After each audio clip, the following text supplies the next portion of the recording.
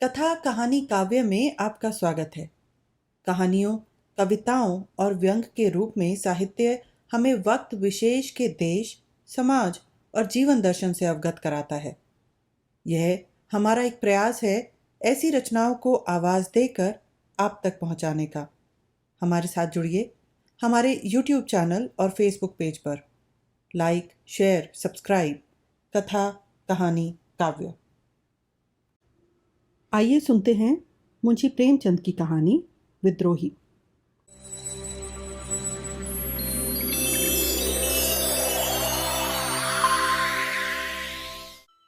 आज 10 साल से जब्त कर रहा हूं। अपने इस नन्हे से हृदय में अग्नि का दहकता हुआ कुंड छिपाए बैठा हूं। संसार में कहीं शांति होगी, कहीं सैर तमाशे होंगे, कहीं मनोरंजन की वस्तुएं होंगी। मेरे लिए तो अब यही अग्नि राशि हैं और कुछ नहीं। जीवन की सारी अभिलाषाएं इसी में जलकर राख हो गईं। किससे अपनी मनोव्यथा कहूं? फायदा ही क्या? जिसके भाग्य में रुदन, अनंत रुदन हो, उसका मर जाना ही अच्छा। मैंने पहली बार तारा को उस वक्त देखा जब मेरी उम्र 10 साल की थी। मेरे पिता आगरे के एक अच्छे डॉक्टर थे। लखनऊ में मेरे एक चचा रहते थे। उन्होंने वकालत में काफ़ी धन कमाया था। मैं उन दिनों चचा ही के साथ रहता था। चचा के कोई संतान न थी, इसलिए मैं ही उनका वारिस था। चचा और चची दोनों मुझे अपना पुत्र मानते थे। मेरी माता बचपन में ही सिधार चुकी थी। मात्र स्नेह का जो कुछ प्रसाद मुझे मिला वह चची जी की ही भिक्षा थी। यही भिक्षा मेरे उस मातृ प्रेम से वंचित बालपन की सारी विभूति थी। चचा साहब के पड़ोस में हमारी बिरादरी के एक बाबू साहब और रहते थे। वह रेलवे विभाग में किसी अच्छे ओहदे पर थे। 200-250 रुपये पाते थे। नाम था विमल चंद। तारा उन्हीं की पुत्री थी। उस वक्त उसकी उम्र 5 साल की होगी।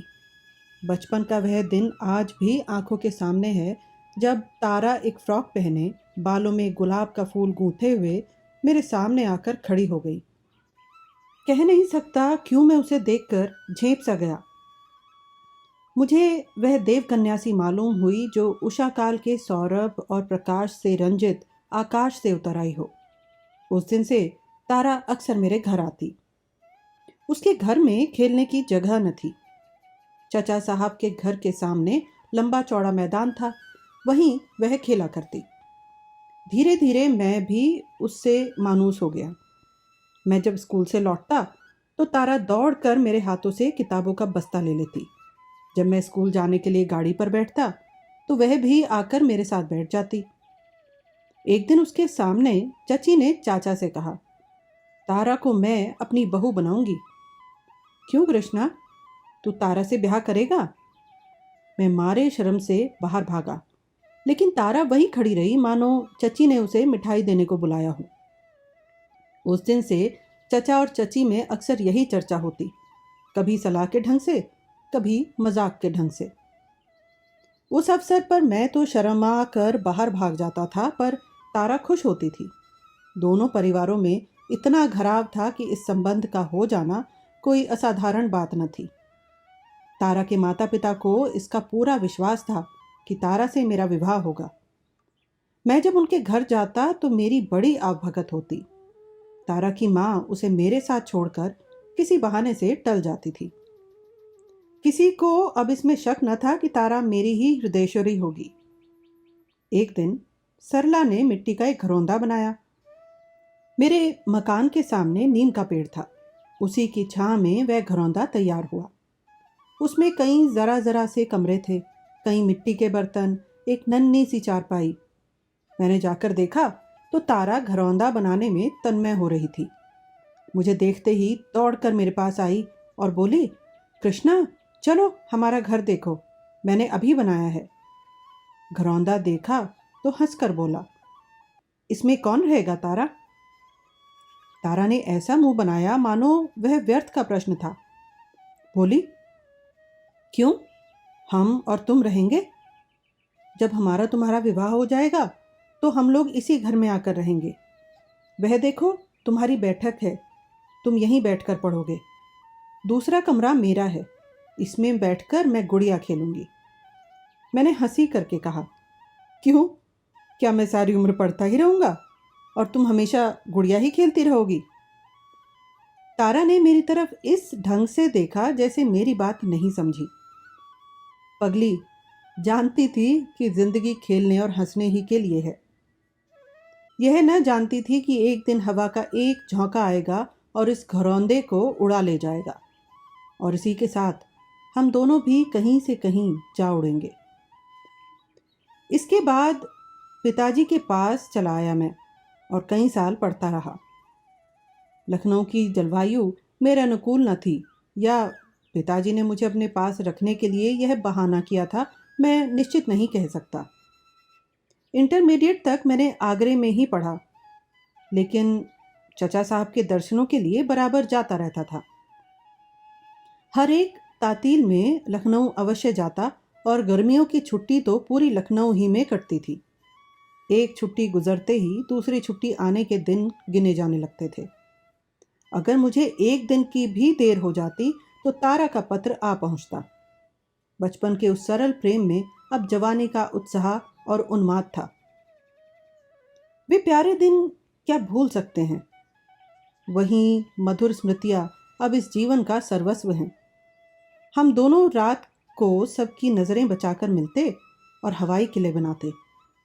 इससे कोई यह न समझे कि हमारे मन में पाप था, कदापि नहीं। हमारे बीच में एक भी ऐसा शब्द, एक भी ऐसा संकेत न आने पाता जो हम दूसरों के सामने न कर सकते, जो उचित सीमा के बाहर होते। यह केवल वह संकोच था जो इस अवस्था में हुआ करता है। शादी हो जाने के बाद भी तो कुछ दिनों तक स्त्री और पुरुष बड़ों के सामने बातें करते ल जाते हैं। हाँ, जो अंग्रेजी सभ्यता के उपासक हैं, उनकी बात मैं नहीं करता। वे तो बड़ों के सामने आलिंगन और चुंबन तक करते हैं। हमारी मुलाकातें दोस्तों की मुलाकातें होती थी। कभी ताश की बाजी होती, कभी साहित्य की चर्चा, कभी स्वदेश सेवा के मंसूबे बंधते, कभी संसार यात्रा के। क्या कहूँ, तारा का हृदय कितना पवित्र था। अब मुझे ज्ञात हुआ कि स्त्री कैसे पुरुष पर नियंत्रण कर सकती है, कुत्सित को कैसे पवित्र बना सकती है। एक दूसरे से बातें करने में, एक दूसरे के सामने बैठे रहने में हमें असीम आनंद होता।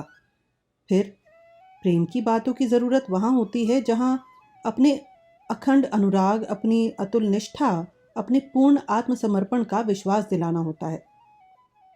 हमारा संबंध तो स्थिर हो चुका था, केवल रस्में बाकी थी। वह मुझे अपने पति समझती थी और मैं उसे अपनी पत्नी समझता था।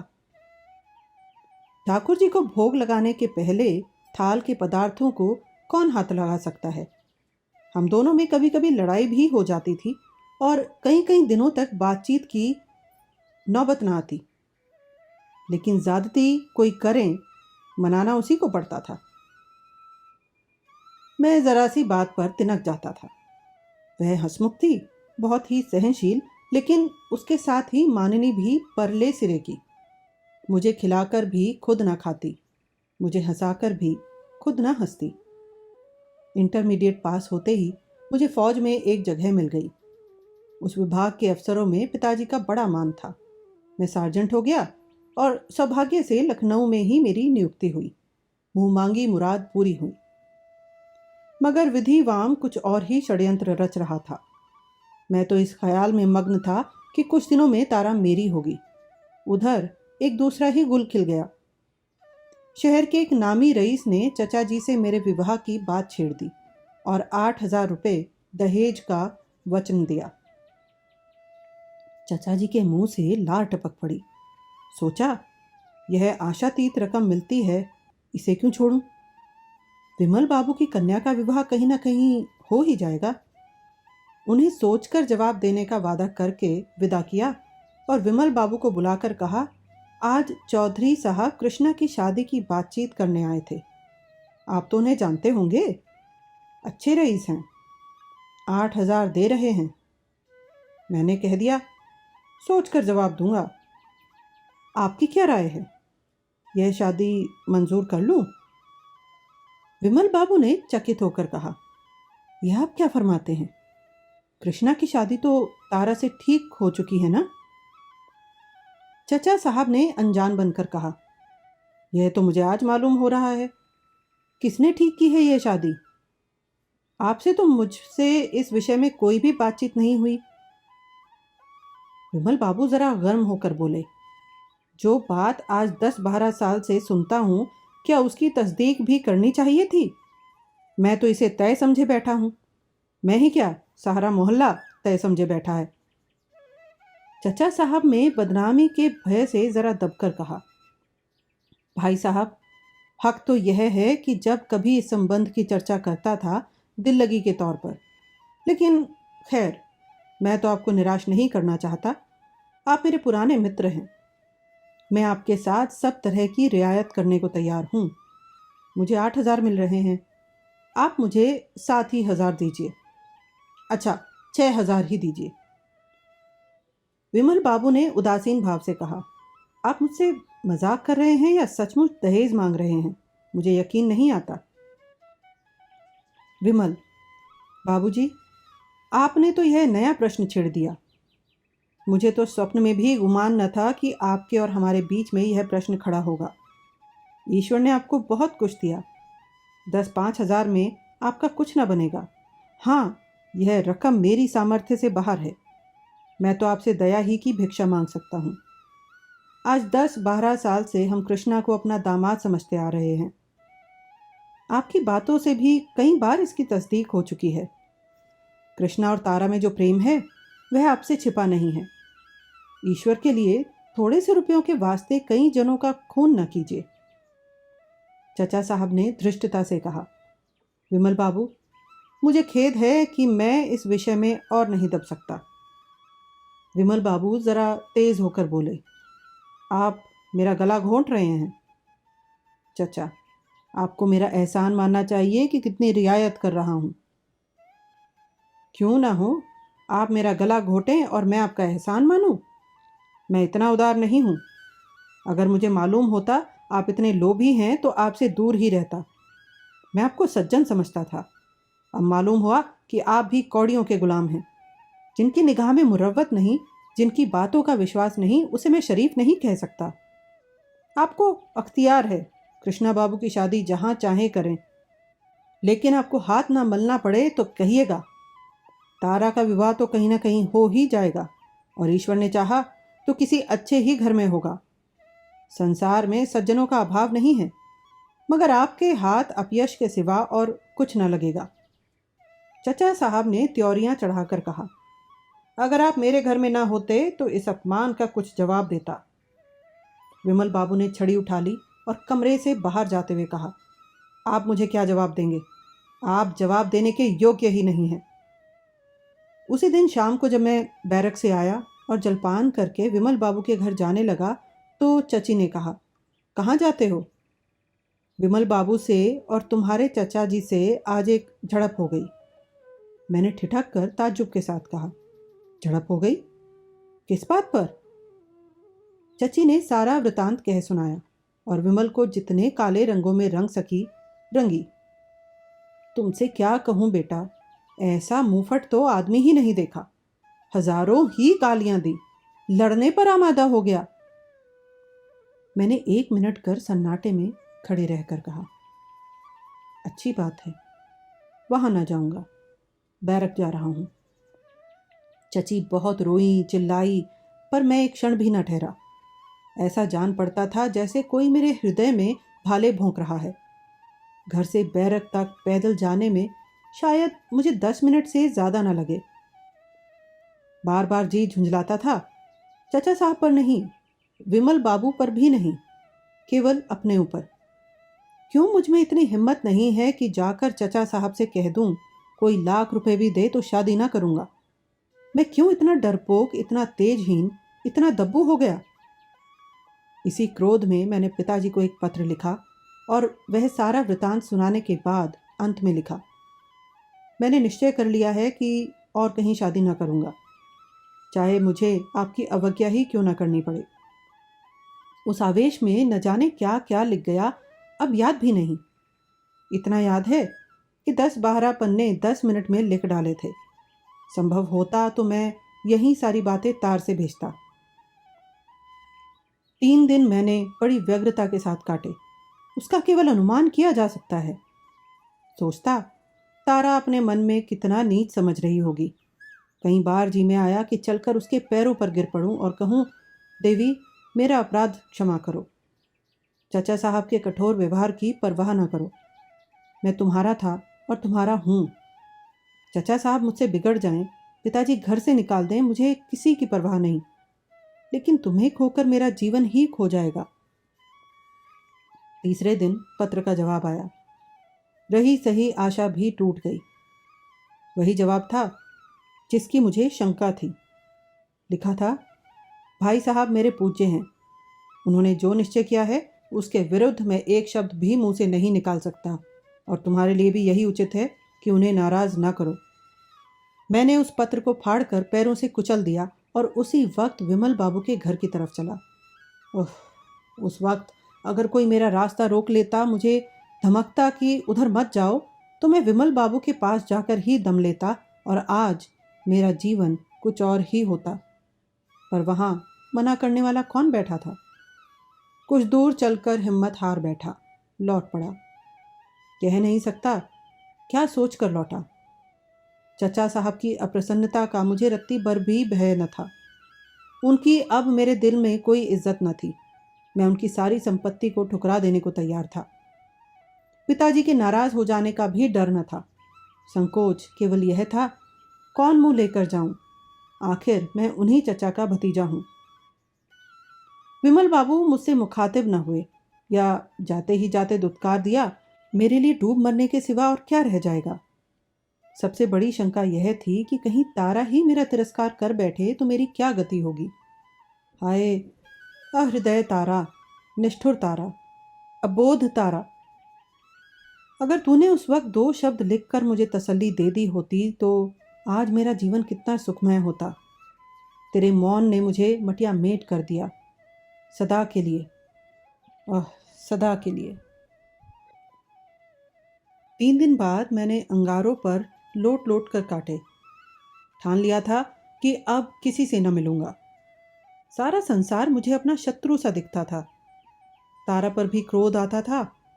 चाचा साहब की तो सूरत से ही मुझे घृणा हो गई थी। मगर तीसरे दिन शाम को चचा जी का रुक्का पहुंचा, मुझसे आकर मिल जाओ।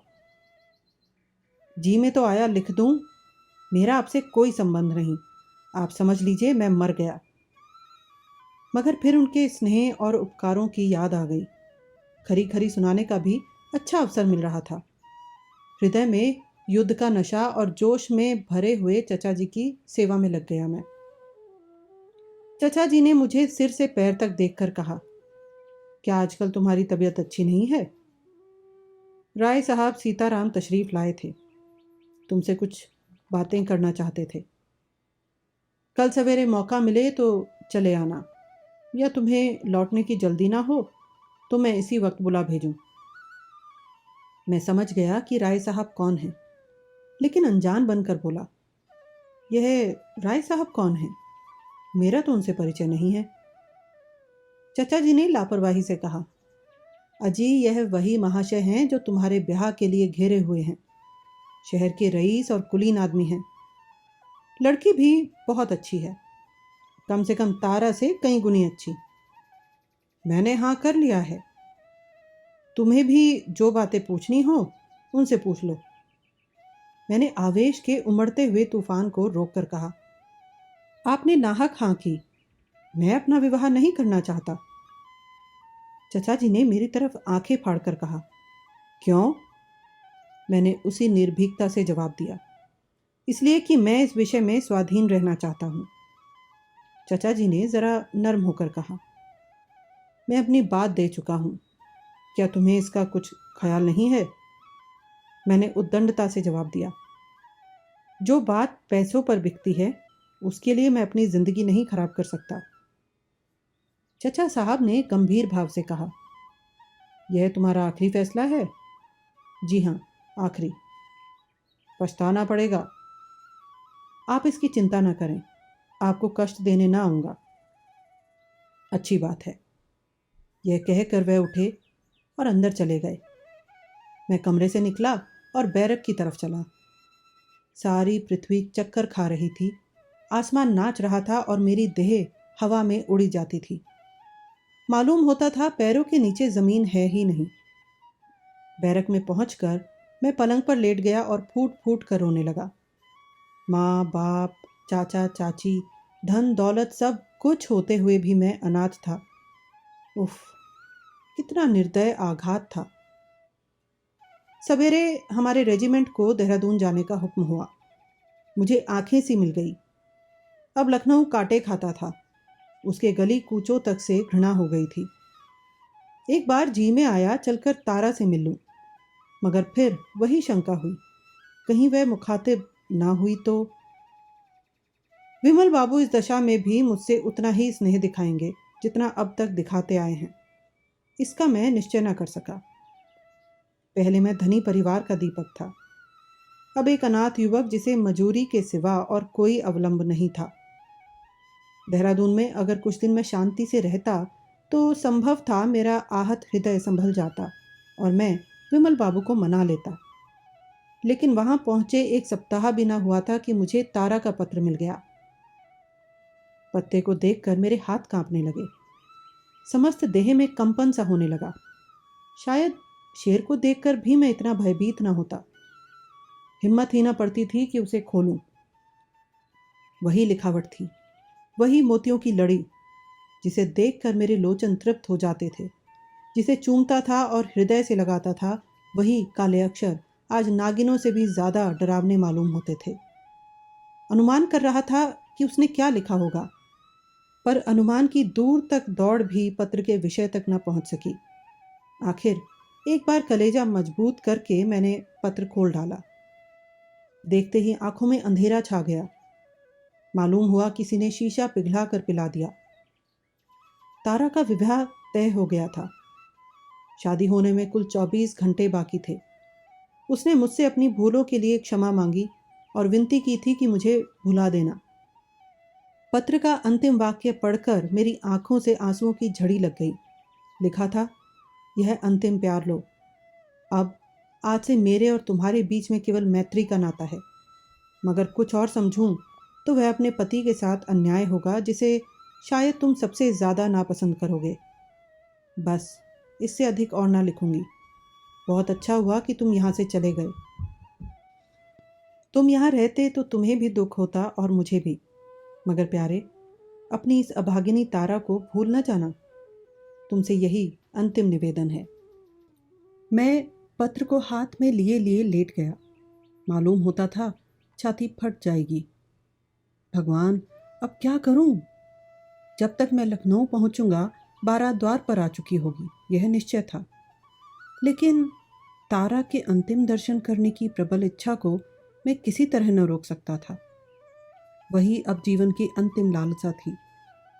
मैंने जाकर कमांडिंग ऑफिसर से कहा, मुझे एक बड़े ज़रूरी काम से लखनऊ जाना है, 3 दिन की छुट्टी चाहता हूँ। साहब ने कहा, अभी छुट्टी नहीं मिल सकती। मेरा जाना ज़रूरी है। तुम नहीं जा सकते। मैं किसी तरह नहीं रुक सकता। तुम किसी तरह नहीं जा सकते। मैंने और अधिक आग्रह न किया। वहाँ से चला आया। रात की गाड़ी से लखनऊ जाने का निश्चय कर लिया। कोर्ट मार्शल का अब मुझे ज़रा भी डर न था। जब मैं लखनऊ पहुँचा तो शाम हो गई थी। कुछ देर तक मैं प्लेटफॉर्म से दूर खड़ा खूब अंधेरा हो जाने का इंतज़ार करता रहा। तब अपनी किस्मत के नाटक का सबसे भीषण कांड देखने चला। बारात द्वार पर आ गई थी। गैस की रोशनी हो रही थी। बाराती लोग जमा थे। हमारे मकान की छत तारा की छत से मिली हुई थी। रास्ता मर्दाने कमरे की बगल से था। चचा साहब शायद कहीं सैर करने गए हुए थे। नौकर चाकर सब बारात की बाहर देख रहे थे। मैं चुपके से जीने पर चढ़ा और छत पर जा पहुंचा। वहां उस वक्त बिल्कुल सन्नाटा था। उसे देखकर मेरा दिल भर आया। हाय, यही वह स्थान है जहां हमने प्रेम के आनंद उठाए थे। यही मैं तारा के साथ बैठकर जिंदगी के मंसूबे बांधता था। यही स्थान मेरी आशाओं का स्वर्ग और मेरे जीवन का तीर्थ था। इस जमीन का एक एक अणु मेरे लिए मधुर स्मृतियों से पवित्र था। पर हाय, मेरे हृदय की भांति आज वह भी उजाड़, सुनसान, अंधेरा था। मैं उसी जमीन से लिपटकर खूब रोया, यहाँ तक कि हिचकियाँ बंध गई।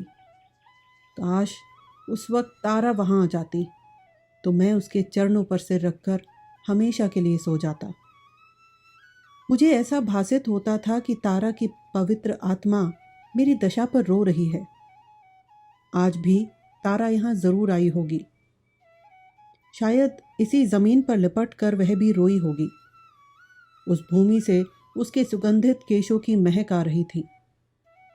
मैंने जेब से रुमाल निकाला और वहां की धूल जमा करने लगा। एक क्षण में मैंने सारी छत साफ कर डाली और अपनी अभिलाषाओं की राख को हाथ में लिए घंटों रोया।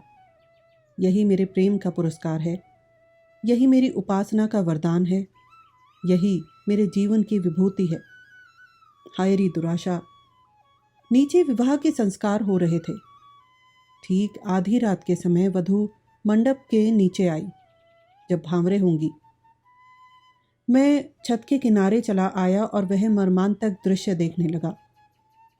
बस यही मालूम हो रहा था कि कोई हृदय के टुकड़े किए डालता है।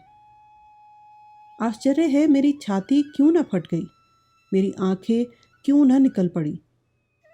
वह मंडप मेरे लिए एक चिता थी, जिसमें वह सब कुछ जिस पर मेरे जीवन का आधार था जला जा रहा था। भावरे समाप्त हो गई तो मैं कोठे से उतरा। अब क्या बाकी था? चिता की राख भी जलमग्न हो चुकी थी। दिल को थामे वेदना से तड़पता हुआ जीने के द्वार तक आया, मगर द्वार बाहर से बंद था। अब क्या हो? उल्टे पांव लौटा। अब तारा के आंगन से होकर जाने के सिवा दूसरा रास्ता न था। मैंने सोचा, इस जमघट में मुझे कौन पहचानता है, निकल जाऊंगा। लेकिन ज्यों ही आंगन में पहुंचा, तारा की माता जी की निगाह पड़ गई। चौंक कर बोली, कौन? कृष्णा बाबू, तुम कब आए? आओ, मेरे कमरे में आओ। तुम्हारे चचा साहब के भय से हमने तुम्हें न्योता नहीं भेजा। तारा प्रातःकाल विदा हो जाएगी। आओ, उससे मिल लो। दिन भर से तुम्हारी रट लगा रही है। यह कहते हुए उन्होंने मेरा बाजू पकड़ लिया और मुझे खींचते हुए अपने कमरे में ले गई। फिर पूछा, अपने घर से होते हुए आए हो ना? मैंने कहा, मेरा घर यहाँ कहाँ है? क्यों, तुम्हारे चाचा साहब नहीं हैं? हाँ, चाचा साहब का घर है, मेरा घर अब कहीं नहीं है। बनने की कभी आशा थी, पर आप लोगों ने वह भी तोड़ दी। हमारा इसमें क्या दोष था भैया? लड़की का ब्याह तो कहीं ना कहीं करना था। तुम्हारे चाचा जी ने तो हमें मंझधार में छोड़ दिया था। भगवान ही ने उबारा। क्या अभी स्टेशन से चले आ रहे हो? तब तो अभी कुछ खाया भी ना होगा। हाँ, थोड़ा सा जहर ला दीजिए, यही मेरे लिए सबसे अच्छी दवा है। वृद्धा विस्मित होकर मुंह ताकने लगी। मुझे तारा से कितना प्रेम था, वह बेचारी क्या जानती थी। मैंने उसी विरक्ति के साथ फिर कहा, जब आप लोगों ने मुझे मार डालने ही का निश्चय कर लिया, तो अब देर क्यों करती हैं? आप मेरे साथ यह दगा करेंगी, यह मैं न समझता था। खैर, जो हुआ अच्छा ही हुआ। चाचा और बाप की आंखों से गिरकर शायद आपकी आंखों में भी न जचता। बुढ़िया ने मेरी तरफ शिकायत की नज़रों से देखकर कहा, तुम हमको इतना स्वार्थी समझते हो बेटा? मैंने जले हुए हृदय से कहा, अब तक तो न समझता था, लेकिन परिस्थिति ने ऐसा समझने को मजबूर किया। मेरे खून का प्यासा दुश्मन भी मेरे ऊपर इससे घातक वार न कर सकता। मेरा खून आप ही की गर्दन पर होगा। तुम्हारे चचा जी ने ही तो इनकार कर दिया। आप लोगों ने मुझसे भी कुछ पूछा, मुझसे भी कुछ कहा, मुझे भी कुछ कहने का अवसर दिया? आपने तो ऐसी निगाहें फेरी जैसे आप दिल से यही चाहती थीं। मगर अब आपसे शिकायत क्यों करूं? तारा खुश रहे, मेरे लिए यही बहुत है। तो बेटा, तुमने भी तो कुछ नहीं लिखा। अगर तुम एक पुर्जा भी लिख देते तो हमें तस्कीन हो जाती। हमें क्या मालूम था कि तुम तारा को इतना प्यार करते हो।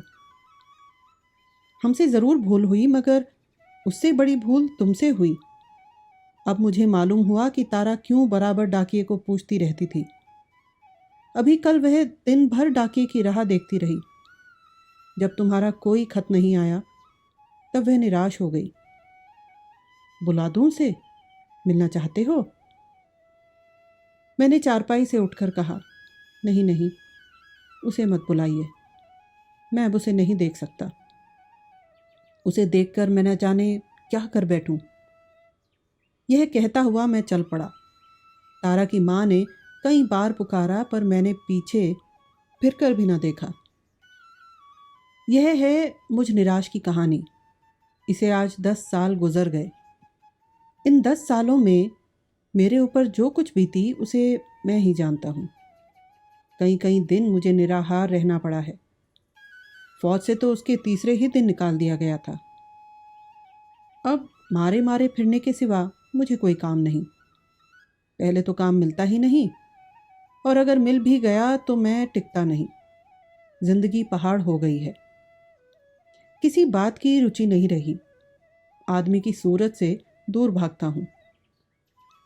तारा प्रसन्न है। 3-4 साल हुए एक बार मैं उसके घर गया था। उसके स्वामी ने बहुत आग्रह करके बुलाया था, बहुत कस्में दिलाई। मजबूर होकर गया। वह कली अब खिलकर फूल हो गई है। तारा मेरे सामने आई। उसका पति भी बैठा हुआ था। मैं उसकी तरफ ताक न सका। उसने मेरे पैर खींच लिए। मेरे मुंह से एक शब्द भी ना निकला। अगर तारा दुखी होती, कष्ट में होती, फटे हालों में होती तो मैं उस पर बली हो जाता।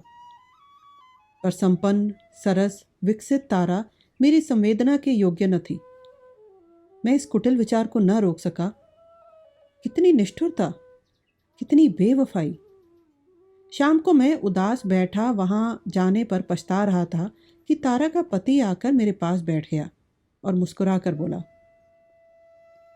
बाबूजी, मुझे यह सुनकर खेद हुआ कि तारा से मेरे विवाह हो जाने का आपको बड़ा सदमा हुआ। तारा जैसी रमणी शायद देवताओं को भी स्वार्थी बना देती। लेकिन मैं आपसे सच कहता हूँ, अगर मैं जानता कि आपको उससे इतना प्रेम है तो मैं हरगिज आपकी राह का कांटा ना बनता। शोक यही है कि मुझे बहुत पीछे मालूम हुआ। तारा मुझसे आपकी प्रेम कथा कह चुकी है। मैंने मुस्कुरा कर कहा, तब तो आपको मेरी सूरत से घृणा होगी। उसने जोश से कहा, इसके प्रतिकूल मैं आपका आभारी हूँ। प्रेम का ऐसा पवित्र, ऐसा उज्जवल आदर्श आपने उसके सामने रखा। वह आपको अब भी उसी मोहब्बत से याद करती है।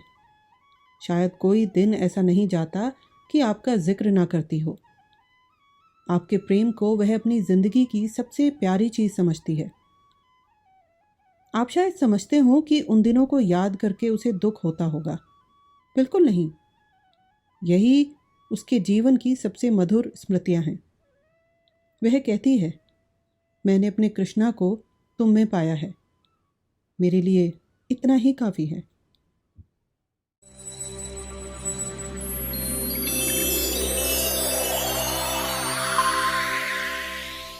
हमारे साथ बने रहने के लिए धन्यवाद। मैं हूं आपकी दोस्त मनीषा। जल्दी ही फिर मिलते हैं एक नई प्रस्तुति के साथ।